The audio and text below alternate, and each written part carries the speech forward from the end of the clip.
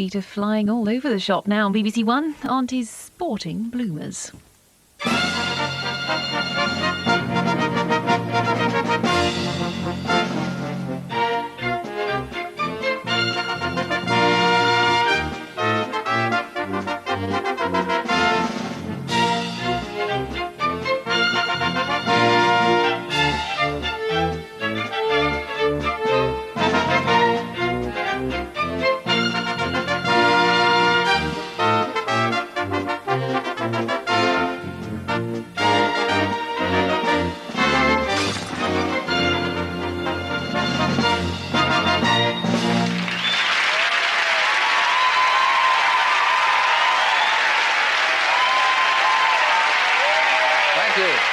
Thank you, ladies and gentlemen. Thank you. Thank you. Thank you. Greetings, sports fans. Thank you for joining me as I rise Brian Robson-like from the treatment table for anti-sporting bloomers. Now, you might think that this program is all about making our sporting heroes look like complete idiots, but you'd be wrong. If I wanted to do that, I'd be off designing kits for the England football team.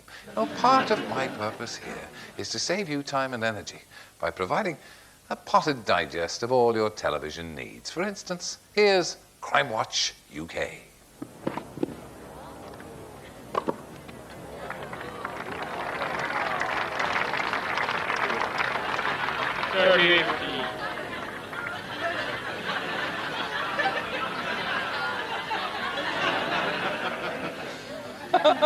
And if you're not having nightmares, stay for confessions as we bring you The Hidden Life of Jimmy Hill. Furthermore, in the finest traditions of this program, we bring you a secret glimpse of the ill-fated summertime edition of Ski Sunday. Now, as you may have deduced, it isn't exactly bright and cheerful round here. It's rather like Anfield during Nigel Clough's time at Liverpool. This is a place where the sun doesn't shine. However, sporting joke. However, I can raise your spirits with the most valuable advice which can be given to any sports participant. Look out!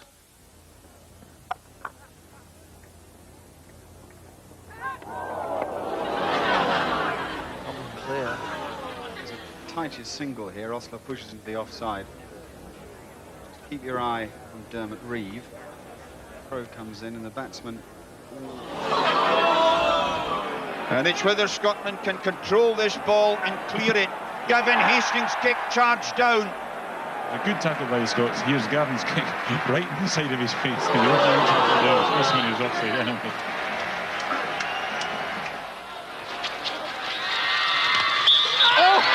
Oh dear, dangerously high, and the player on the line took it on the head, I think. Really reaching for it. He has a low angle of stick anyway.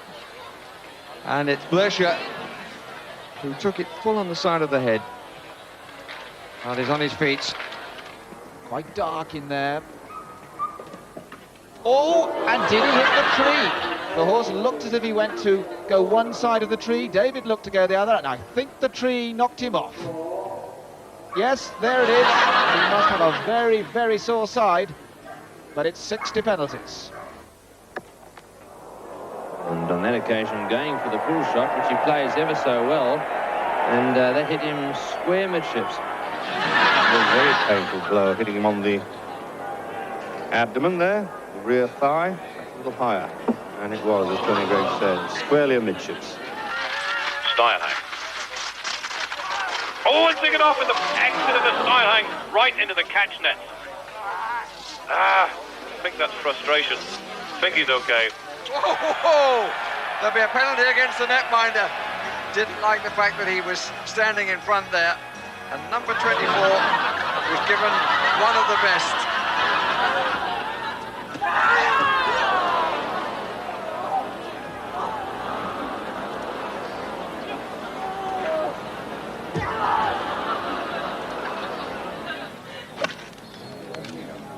Brown must get a 4 to stay ahead of Coles, and he's chased it in low and a bit hooky, and it's not stopping too quickly, just runs to the feet of the crowd. Oh, sorry about that, madam. Good Lord, it nearly went in the handbag, look. Never mind, she's all right, not even a flesh wound.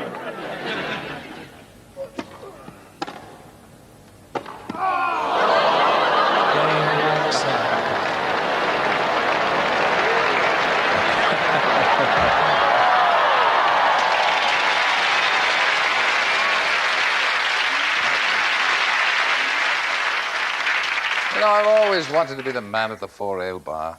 I don't know about you, but I'd wager there were a fair few individuals featured there who hadn't the foggiest idea what was going on and are therefore destined for careers as BBC programme prevention officers. But then, it seems that throughout the sporting world, confusion reigns. Imagine the distress suffered by these ice skaters who got this.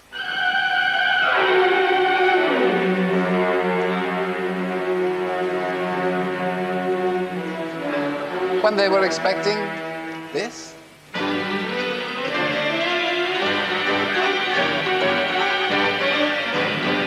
A difference. You see, it's all very well for Torval and Dean to go on about facing the music, but sometimes doing that is even harder than it sounds.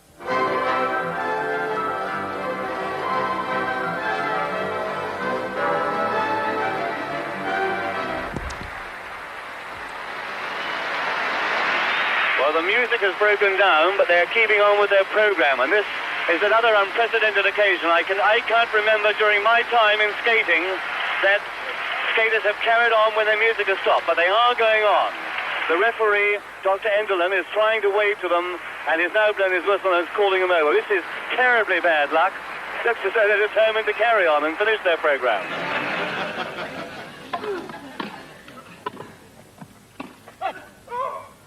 Just the perfect lob.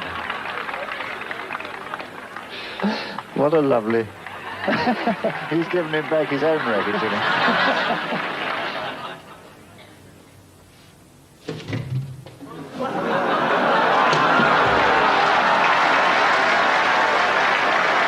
Well, oh dear, oh dear.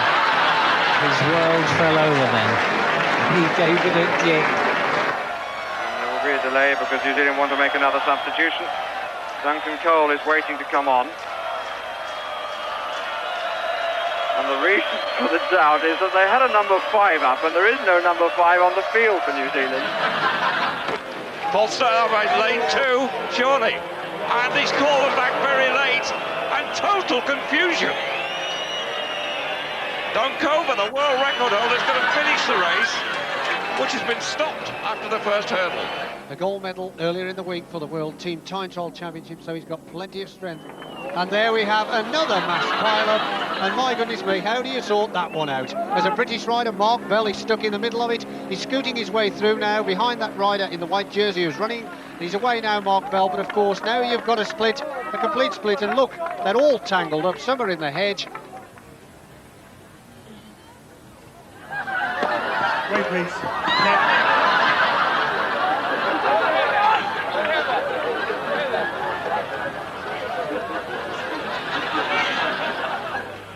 A lot to prove. The Kenyans, who incidentally have only got 3 of the team that competed last year, they've totally dominated the team event over the years. And of course, it's a false start, Brendan. I think it's a false start. Well, that's extraordinary. I've never seen one of those before. And the starter not at all happy. No, absolutely flabbergasted. What a shame. He's got to fire another pellet out of his gun. In the qualifying round, he ran the bends slowly and the straights fast. Anyway, he's away. McLeod, Dixon...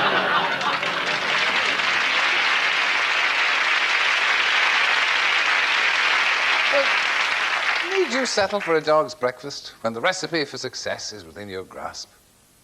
No, is the answer I was looking for, anyway, just in case you're trying to make up your minds. And here, with a list of ingredients for sporting fame, is Britain's most successful ever gymnast, the dynamic Neil Thomas. Hello, I'm Neil Thomas, and if you want to reach the top in gymnastics, here's my step-by-step guide. Number 1, train as hard as you can. If you want to succeed, there's no point in hanging around. To the meat of the exercise, the swings. Oh, there's a problem. Number 2, keep taking risks. Don't be afraid of failure, because you can always bounce back. Oh dear. Number 3, when you have only one chance to impress the judges, it's vital to do something to catch their eye. Oh, and he fell from that double twister, which is a great tragedy. Number 4. Remember, gymnastics isn't just about speed and strength. All top competitors display style, grace, and fluid movement.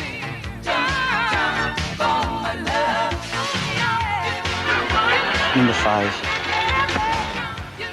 It all comes back to hard work. To get ahead in this sport, you've got to put your back into it. Good control now. Just the dismount. Oh, Neil.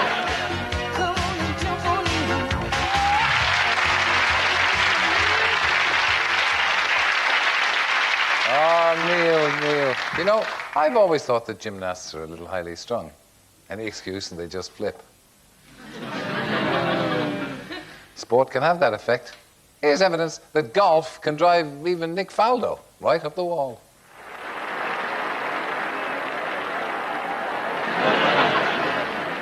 When the stress of not knowing whether you're facing triumph or disaster gets too much, what every competitor needs to do is get away from it all. Here at Aunties Sporting Bloomers, we recommend a relaxing drive in the country.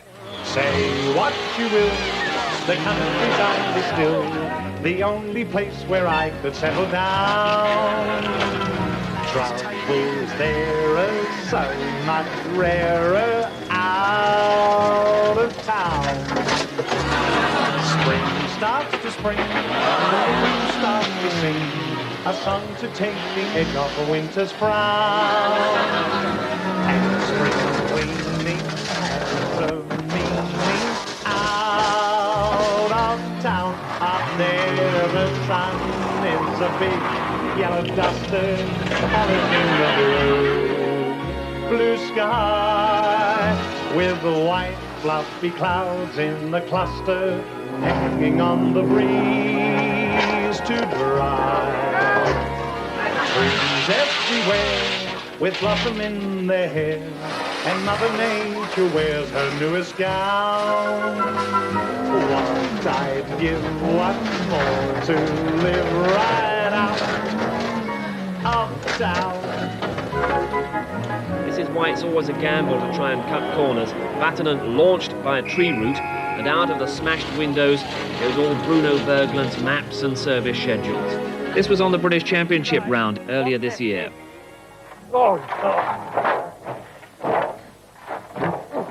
Even the experts get it wrong. A notorious corner almost accounts for Savi and does account for fourth place man Oriai.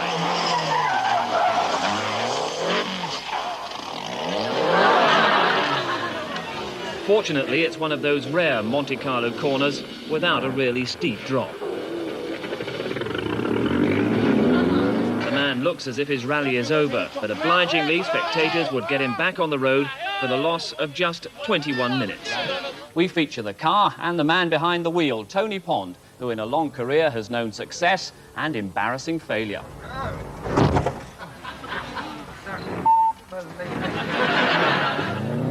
This was how Alain had dropped back down the field. Special stage 25 with a real challenge of Kielder yet to come. Trees everywhere, blossom in their hair, and Mother Nature wears her newest gown.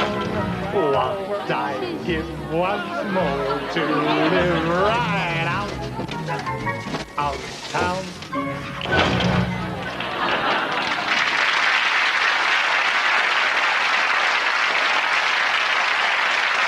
There's no doubt then that things can get a little fraught behind the wheel in the high-powered world of international rallying, and when the wheels are spinning and the mud's flying, then the BBC sends for a man who is sure to get his facts absolutely correct. When Stephanie started the winter rally this morning, she said she was determined to finish. Well, 18 stages, 9.5 hours later, this is the final control, and she's made it. Oh, no, she hasn't. It's an ugly man.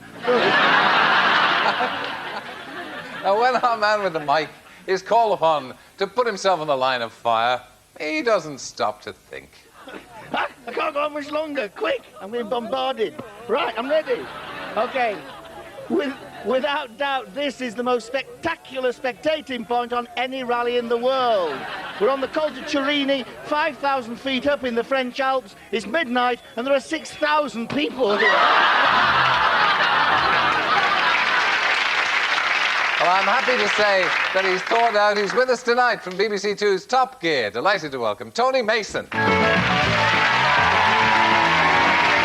such a great... That is such a great...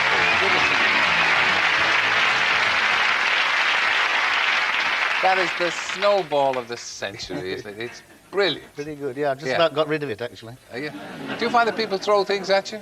Well, they do now, since they saw that. Yes, wherever we are, they're throwing bits of paper and everything else. Yeah. But that was all on the Turini Pass on the very last night of the Monte Carlo, the famous Monte Carlo rally. And the rally cars come through at about midnight, and the whole place is covered in snow, and there are lights everywhere, and huge crowds go up there. Now, the only problem is they go up there at 12 o'clock midday, the rally comes through at midnight.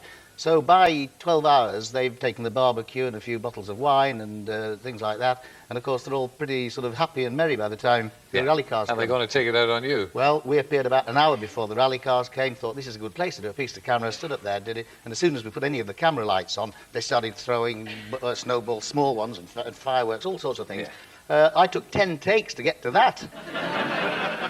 Some people may not know that you're a distinguished rally driver yourself. Well, I did have a competition career before I got involved in the more dangerous aspect of reporting it. Well, I mean, when you were driving, that was pretty hazardous. It is a hazardous thing to do. Yes, it is really, because we used to go and do rallies in the old days. They weren't quite as organised as they are now, you know. I mean, they do pamper these new rally drivers. Softies. They are. But on this occasion, we used to sort of have to make our own way, whatever the weather, you know, and it was bad snow, and I mean, some of the cars didn't get through and others did, and so I remember I was the co-driver again, and I was pushing and trying to get some grip on the back wheels of this car. It had a big boot, and we'd actually got gravel and spades and things in the back. That was how prepared we were, you see. And then I had the boot open, and I thought, I'll get a little bit of extra grip, as you see, by bouncing up and down on the back axle. So I sat inside the boot, bouncing up and down like this while the driver revved the wheels, and suddenly the boot lid shut on me. And the car did get a bit of grip, and it went up the road for like a quarter of a mile, and then the driver, and I could hear the driver wandering around, looking, saying, "Where are you, Tony? Where are you?" And I'm inside knocking, trying to get out. And little minis were marvellous. We used to rally these Mini Coopers, of course, and they were wonderful little cars, still are, of course. But we had those. I remember hitting a bank one night with a front wing, because, you know, you hit the odd bank and the odd stone wall and things. And we did this, and it bent the metalwork onto the front wheel, which meant it wouldn't really go very well. So I had the bright idea of fastening a tow rope around a little bit of metalwork and the bumper, around this lovely big gate post that was there, big wooden gate post, and then getting the car and reversing it very rapidly, which would pull it out, you see, wouldn't it? Yeah. But it didn't. It pulled the gate post out. And that came through the windscreen and knocked me out. Yeah, but you're the only person to have been run over by your own car. Oh, yes, that's very true. Yes, it was in Swaziland, of all places. I was co-driving for Roger Clark, the great Roger Clark, in a Ford Escort. We were doing reasonably well in this rally, and suddenly we lost the clutch because of the sand and the mud and all the rest of it in the deep ruts. In the biggest forest in the world, this is, you know, you have to pick your places. And we, of course, got all this sand in the clutch and everything, so we couldn't stop the car. We could keep driving and changing gear without the clutch and going around all the bends and everything. That was no problem. But when we actually had to stop at a control up in the top of the mountains, where I would have to jump out of the car and go and clock in, well, he couldn't stop the car because of the mud and everything. So we'd go down to about 4 or 5 miles an hour. I would sort of disembark, run round the back of the car, go to the clocking in table or whatever it was, clock in, by which time he'd be sort of coming along quietly there. I would then run round again, rush round, open the door and get in. And on this occasion, I opened the door, nearly got in. I went underneath the back wheel. Roger thought it was a rock and ran over me. And I did actually, I mean, we had to go to hospital. We had to retire from the event. It broke my foot. And I suppose he accused you of ruining the rally for him. He did, actually, yes, and he mentioned that. Now, we have a clip of you in action in a previous life.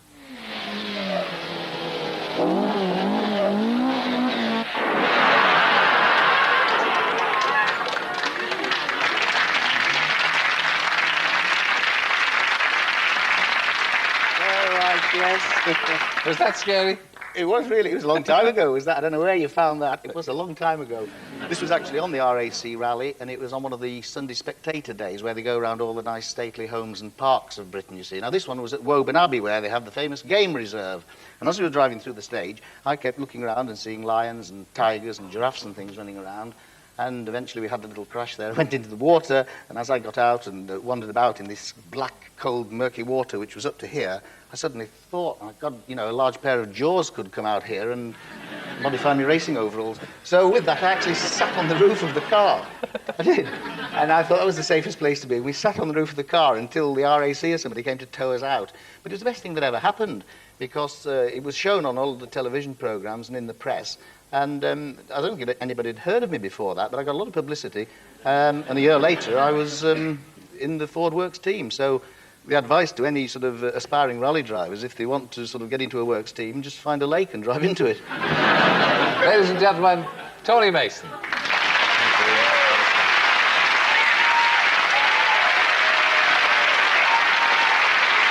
As Tony trundles off on a wing and a prayer to get the water out of his spark plugs and little sandblasting on the side, it's worth remembering that he's far from the only would-be sporting star who's gone flying through the air only to come down with a considerable amount of embarrassment. And a first attempt clearance would almost certainly mean a medal. Oh!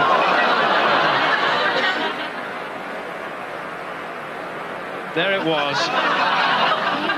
But he seems to have recovered. He's up on his feet. A triple lutz and ended in disaster.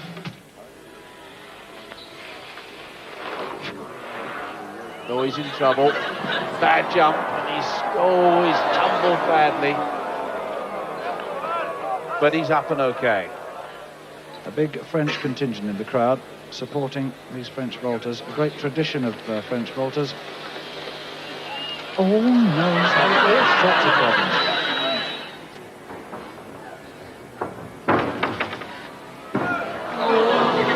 The handspring double front, and here comes the grief.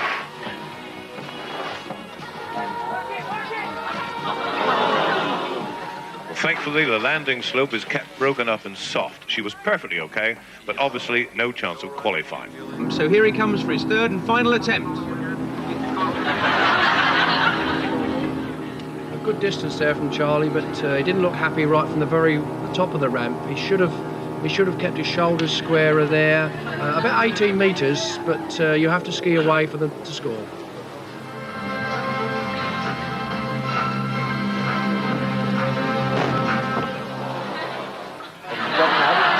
In practice early this morning. Oh, he's off to the right, in desperate trouble and badly falls. My word. He's picked himself up. Olga, perhaps the best-known gymnast of all time. Oh, and that was not a good start for Miss Corbett.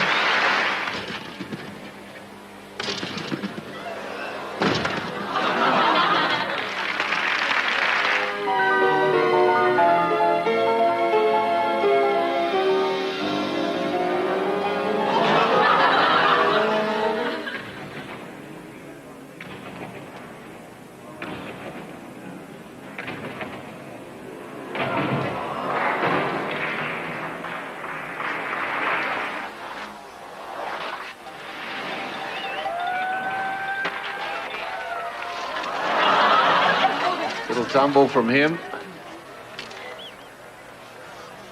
Started well enough. Just came to grief on landing. Tipped the back of his skis. See how they touched. It was the tails of his skis. Getting very careful, that's real trouble. Oh. That, I'm afraid, is a total disaster for the West German champion.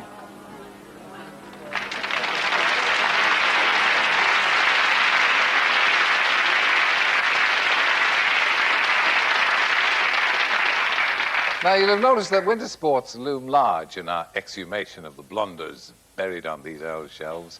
But of course, when the cameras and the commentators are out on the piste, it isn't just the competitors who trip up. Won her first slalom race this season for 8 years and has really come right back to the top in slalom racing. Go! Oh, and she's gone. Moser out.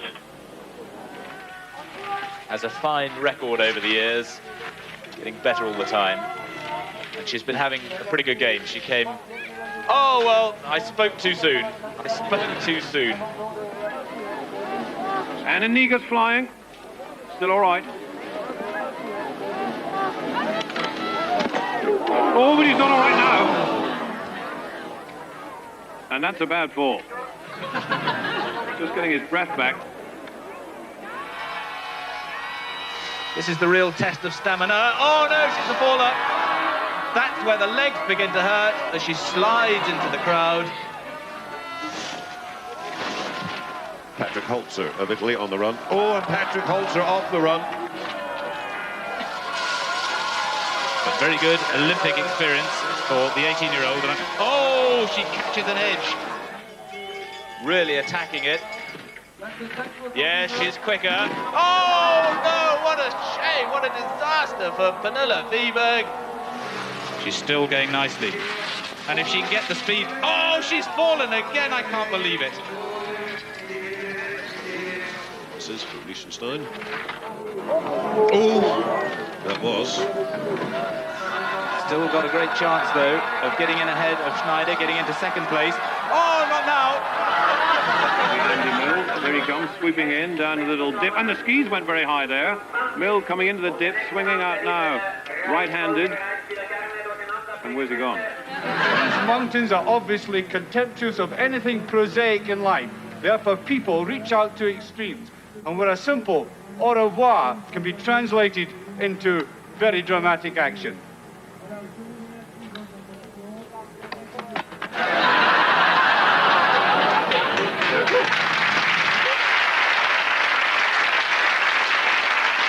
Famous last words, eh? But for the real connoisseur of that rare art of making a prediction full of confidence, bravura, and about as much relation to reality as Lester Pickett's tax returns, look no further than this rare corker from 1978. This was it, the song which carried Scotland into the World Cup on a wave of optimism and straight back out again on the first plane. I bid you farewell with a burst of Ollie's Tartan Army. I've heard it said that Benny the best that's ever been. Some people think that Pelé is the greatest that they've seen. There's probably Moore and Charlton, they're England's famous too. But Ollie's Tartan Army love the boys in Scotland's blue. We're on the march with Ollie's Army. We're going to the Argentine. And we'll really shake them up when we win the World Cup. Scotland are the greatest football team. We're on the march with Ollie's Army. We're going to the Argentine. And we'll really shake them up when we win the World Cup. Cause Scotland are the greatest football team. Yes, Scotland are the greatest football team.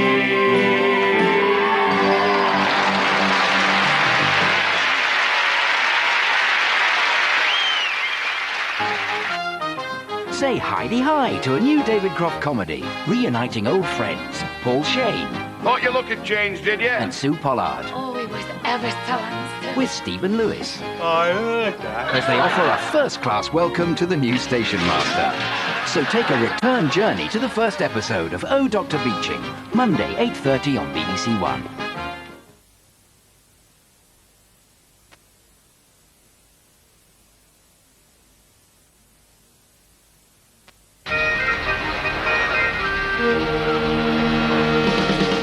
Men. I want us to be like a proper couple. All right. I'm going down the pub. There's only so much. Do you have any idea what it's like living with you, Gary? Yeah, it's like white water rafting. It's a bit of a challenge, but ultimately satisfying. A woman can take. The backlash begins in